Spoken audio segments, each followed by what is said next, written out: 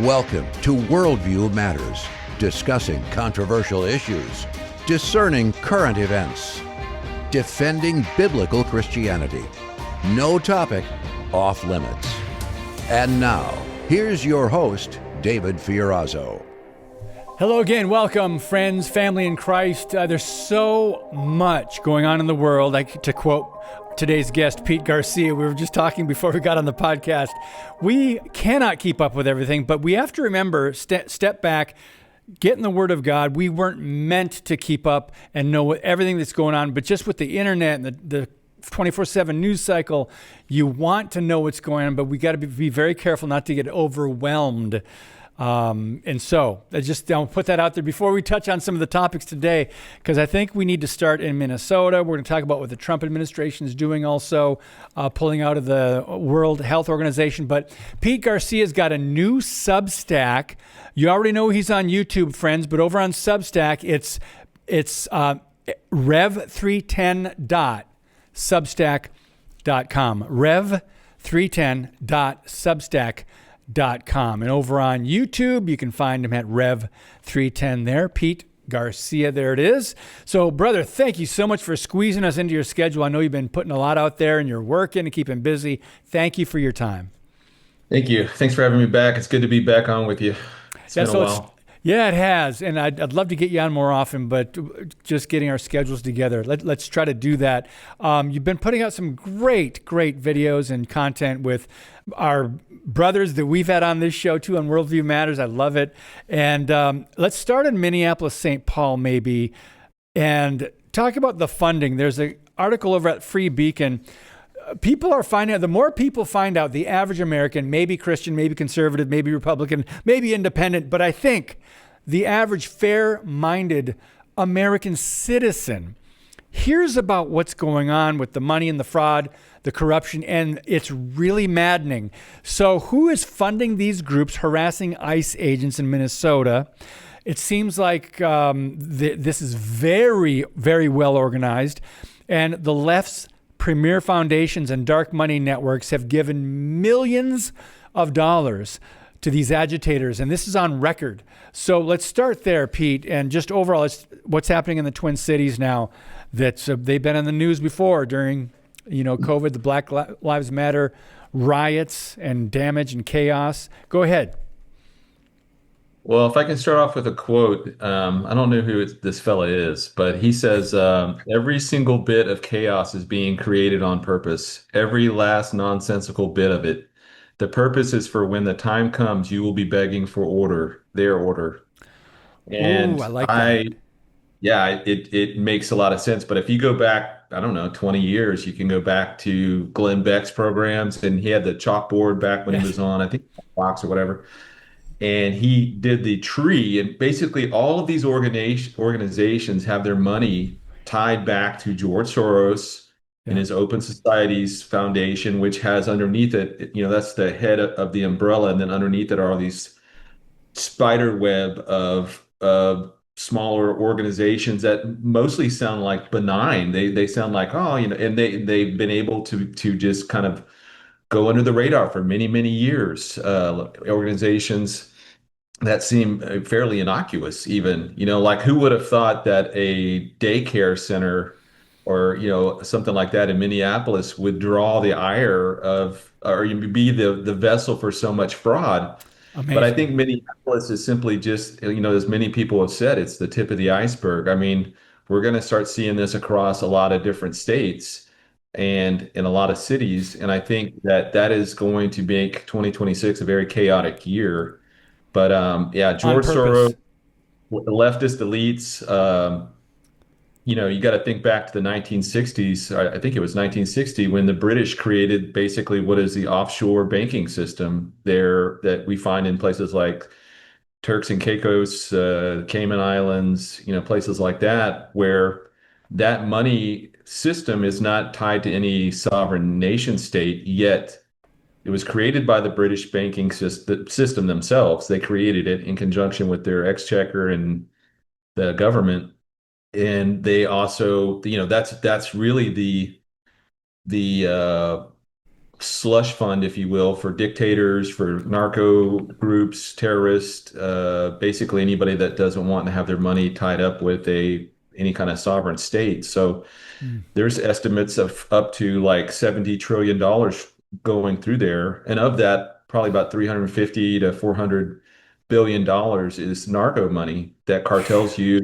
That's the liquidity that's what gives the system the liquidity. So I mean, there are people funding these groups for various reasons. So if you're tied up with the cartels and you want to make sure that your business you're able to push drugs or human trafficking or whatever it is you're trying to do, you're going to dump money into NGOs that are basically helping you facilitate that, maybe through Roman Catholic churches or through religious organizations that are very sanctuary sanctuary prone, that want to promote sanctuary status for states and cities because that helps those cartels. But then if you've got the, a liberal elite, political progressives from Europe or whatever, they may fund groups through other various organizations. So there's a lot of different sources from where this money is coming.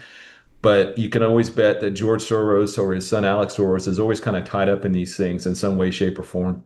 Absolutely. And I want to just read a little bit more from this, and then we have a lot to get to, Lord willing, with you, Pete. The activists that are harassing and tormenting the ICE agents on the ground in Minnesota, they're members of radical groups that together they've received millions of dollars from the left's premier foundations, dark money networks, including George Soros Open Society Foundations, the Ford Foundation, the Tides Foundation, and the 1630 Fund. But here's one I hadn't heard of. At the center of the unrest in Minneapolis-St. Paul is the Sunrise Movement. It's a left-wing group that was founded to fight climate change, but since they've been recently redirected its local chapters to fight Trump and ICE and really law and order. So these are paid agitators. It's amazing. And as you said, it's not just Minneapolis, St. Paul.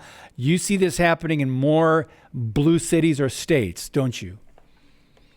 Yeah, because I think as Trump is targeting, the first thing that the Trump administration did this year was go after USAID, which had largely been known by most Washington insiders as a CIA slush fund for, regime change, color revolutions, all that kind of stuff that they use that for around the world. Mm. And then he started going after all of the fraud, waste, and abuse inside of the federal system with Doge, right? So that was the whole thing with Doge. What's fascinating is that AI has enabled these a relatively small workforce or task force to be able to uncover decades and decades worth of fraud that was just buried in bureaucrat minutia, in paperwork, in jargon. AI was able to sort through that very quickly, and that's how they were able to do as much as they were able to do with the Pentagon, with HHS and all the other organizations, Department of Education, Department of Energy. So a lot of that money that was fueling the Democrat machine across all these states, that was the money coming from the legal, I say legal air quotes, from the legal side. But then on the other side, you had the Alex Soros, George Soros tied organizations that largely go under the banner of a non-governmental organization or NGO.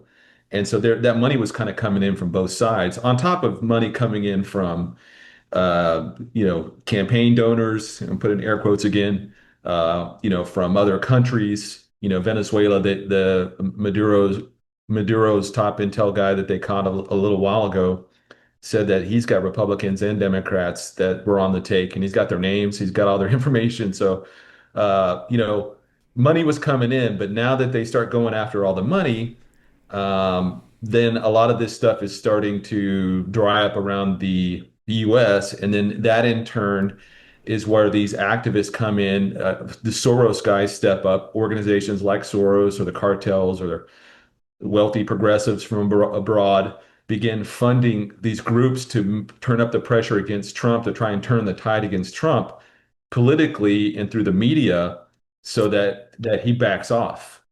And instead of backing off, he's doubling and tripling down on this. So I think this year is going to be very chaotic. And I think the blue states states that have been blue politically for more than, say, 20 years are in very deep trouble Yeah, from I now agree. until. Yeah, that's. I know you're kind of speculating there, but there's a lot of research and there's a lot of history and there's a lot of we know their playbook that goes into this. The Saul Alinsky tactics, the Cloward Piven strategy. It seems like this goes back 50 years. Can we now, instead of just calling them Democrats or the left, can we now start bringing in socialists or communists? Because it seems like maybe they're not all communists, but it seems like communist policy is what they're forcing on Americans. They really are anti-American, not just anti-Christian, but anti-American, maybe anti-Constitution. Your thoughts on that? Yeah, you can call a spade a spade. They're socialist, communist, Marxist, Islamists. They're all kind of coming from an anti-Constitution, anti-Judeo-Christian worldview. So, Mm-hmm. that's fine. I think the Democrat Party quit being the Democrat Party a long, long time ago. So, Yeah. I think a lot of Democrats, that's why Trump was a Democrat, RFK Jr., Tulsi Gabbard, they were all Democrats. And they were like, man, you guys have moved way too far left for us. And so I think they should. I've said this for a long time that the Democrat Party, is dead, and at least for the last couple of years, I've been saying this. And I think that they're gonna have to rebrand in order for them to stay politically viable. But if the Republicans can just get their act together, get rid of the rhinos, get Murkowski's and those folks that they're Republican in name only, get them out, bring back the nuclear option in the Senate, and they can nuke this filibuster thing, and then they can start because and I think Trump knows that if the Democrats ever get back in power, we're done. Yep. It'll just be a one-party system forever. Yeah. So that's Yeah. why things are so drastic. Yeah, by the grace of God, and I mean that. Now, whether Trump is a fully converted Bible-believing Christian or not, God knows his heart. But by the grace of God, we don't have a Kamala Harris or a Joe Biden or oh my goodness, this country would have been gone. But right now, we've got an opportunity, and we need to keep up with some of what's going on to understand how we got here. So, do you want to transition now, Pete? You sent me an article on. And I don't even know what a blue zone is or was until I read this and started learning about this. But yet I've seen destruction of cities. I've seen law enforcement. I mean, there was the defund the police movement, but they also, some of these cities cut the fire departments. These are, I mean, my goodness, citizens need the police and the fire department and all these services, but yet some cities are just cutting. And that can't end well. And we're seeing some of the evidence of that, aren't we? Yeah. So when I say blues, or the article Chris Bray was talking in his article, excellent article, recommend people read it. It's basically describing how collapse happens and what it looks like. We all are kind of led to believe in through movies, books, or whatever that when the collapse happens, it's going to be all at once. But his description of it is very accurate to what we see today in places like Philadelphia, Baltimore, Chicago, Los Angeles, San Francisco, New York City, and many other places that have been Democrat strongholds forever. They are rotting from the inside out. And it goes through a staging process of how you can tell that this is starting to fall in on itself. And primarily, I look at it like this, that Democrats, here in the last 20 years don't function in reality anymore. They don't function in the world of reality. They're functioning off of feelings, off of emotions, and they don't understand how things work. And you can just go through, we don't have time. We could do a whole 2-day marathon of just dumb things Democrats have said over the last couple of years that have no basis in reality. When they asked the Supreme Court justice nominee, the newest one, the black lady, I can't remember her name. Ketanji Brown Jackson. Yes, yeah. Can you define a woman? And she's like, I know. She couldn't even define a woman. So Well, these she's people not a aren't. biologist. Yeah. Oh, of course. God, oh. So they're not living in reality. And so if they're not living and functioning in reality, how do you expect them to competently run a city or a state, which is incredibly difficult to do? You've got so many things that are happening that need constant care and attention. And we saw that played out in real life in last January when the fires were raging through Los Angeles and they ran out of water. And so California is already driven out, as bad as places like Minnesota and, Minneapolis, not Minnesota, the state, but Minneapolis, Chicago, Baltimore, et cetera, are in terms of their own economic um, black holes, if I can put it that way. California is estimated to be an $18 billion deficit for this year, and that's expected to go up to 35 billion by next year. And they're doing all this stuff. They're driving businesses out of their state, energy producers. They're shutting down pipelines and plants. Oh, and these places are shutting down themselves because they can't afford to meet the bureaucratic and environmental restrictions that are being placed upon them. So they're going to be losing money every day if they stay open. So they're just shutting down and they're relocating or moving their headquarters and their operations to other places.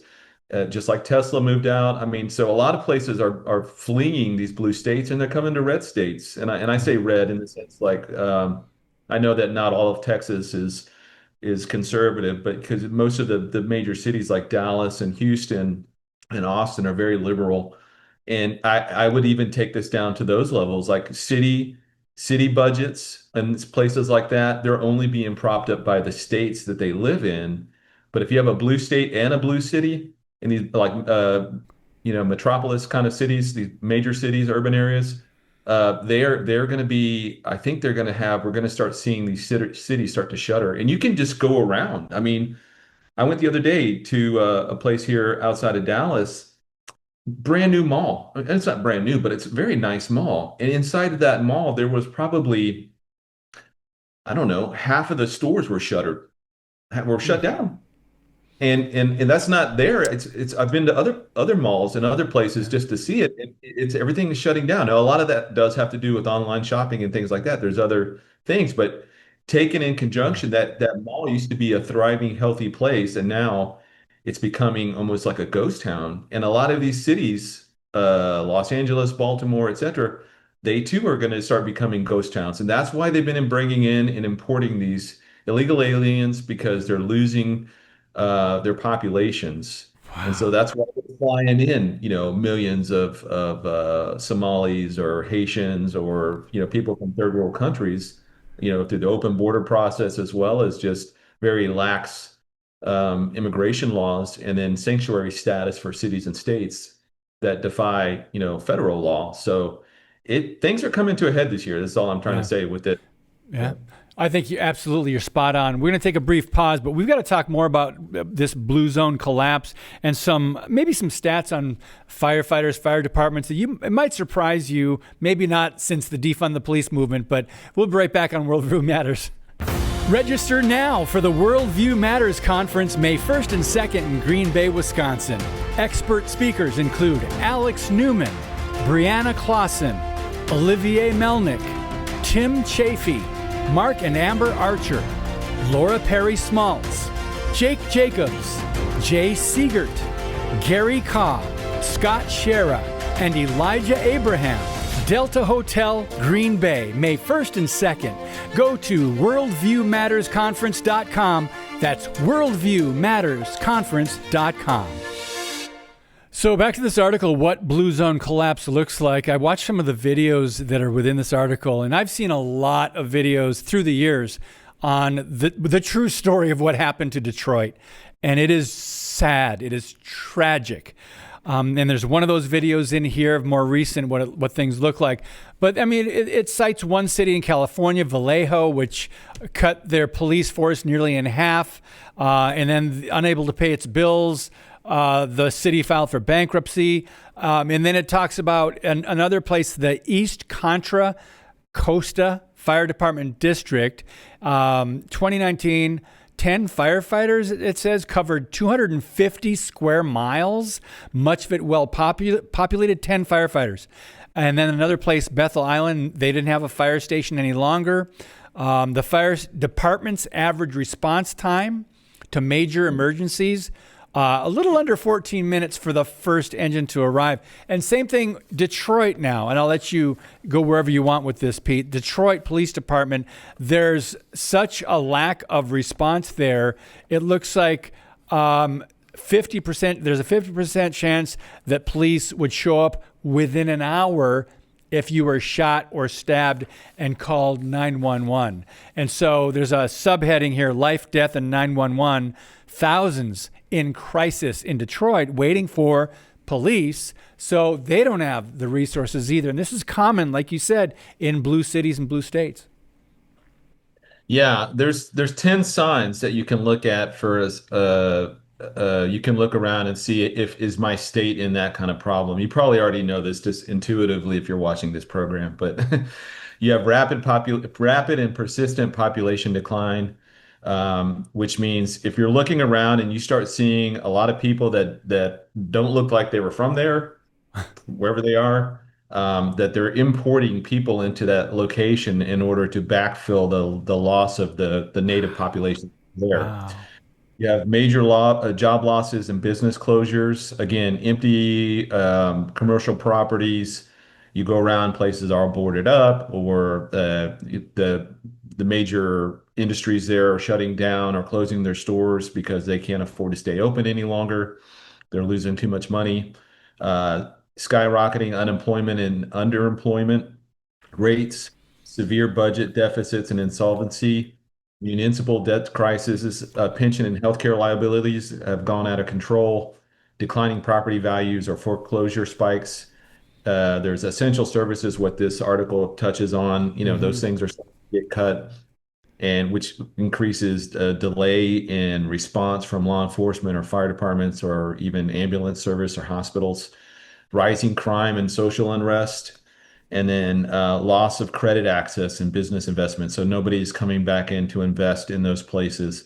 And so those are kind of 10 key markers that you look at and say, okay, well, and I know that not everybody has the ability to move. And I know not everybody even maybe wants to move because they're from there or their family's there or whatever, they've got history. So that's a tough decision you got to, make with you and your family or with God.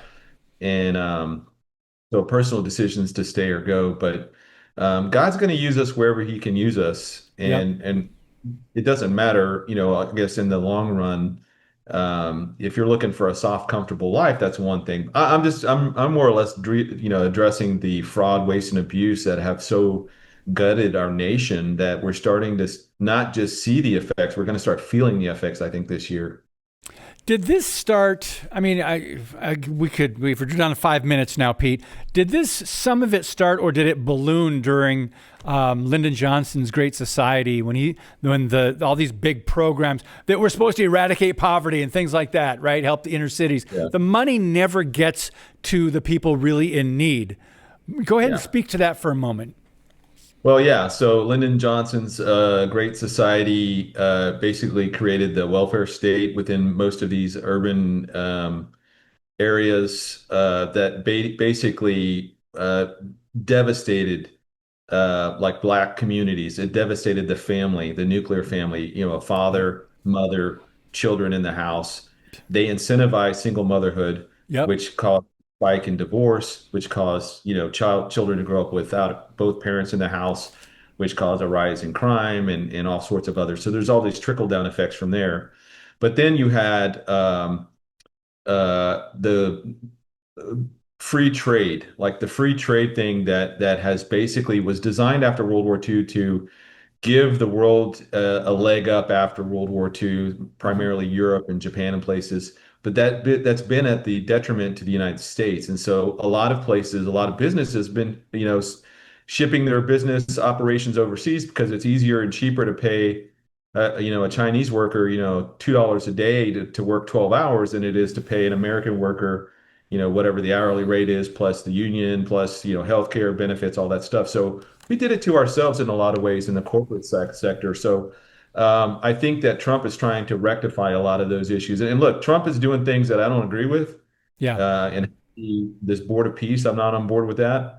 I'm not on board with how he treats Israel a lot of the times. But, some of the things that he has done in terms of just trying to stop the fraud, waste, and abuse, stop the open borders, the drugs flowing over like a fire hose, and the human trafficking and the child trafficking, all of that stuff. He's done a lot of great things with regard to stopping those things. So I am thankful for that, but I think we know we're this close to the end before the Lord returns, because Mm-hmm.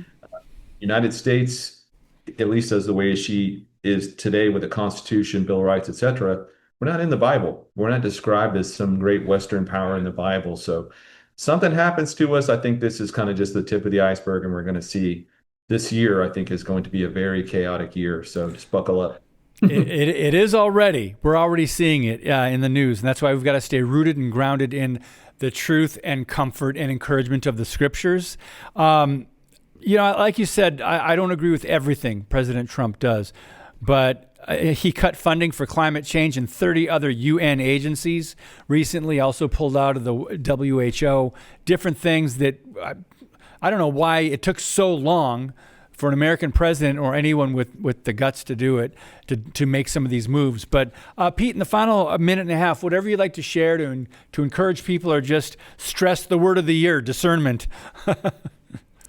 Yeah, so discernment definitely is going to be key this year with the amount of AI, social media posts, deep fakes, things like that. So we need to be discerning. I know that it's people want to despair because what we're being fed on the news all the time. It's always negative. It's always kind of everything is on fire. It's all Trump's fault. It's evil. Everything is wicked. And I don't even watch the news anymore, honestly, unless something is breaking and I'm just trying to stay ahead. But stay grounded in God's word. Stay grounded in His promise to come back for us, because that is scriptural.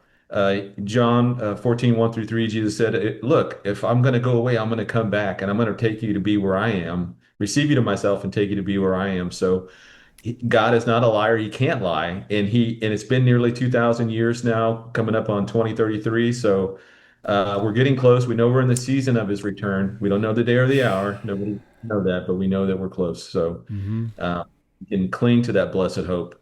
Amen. While He's on fire. Amen. I appreciate the work you do, Pete. It must be somewhat exhausting for you and then some of the content and things we have to discuss with our platforms, just trying to edify, equip the body of Christ, maybe challenge and warn people too. We have to redeem the time. As you said, this is going to be a crazy year. It's already started off that way. But brother, appreciate your time, and Lord willing, we'll do it again very soon. Well, thank you. Thank you, Dave. It's good to be back with you. Same here. God bless you, friends. Share this one. Share them all. And as always, keep speaking the truth about things that matter.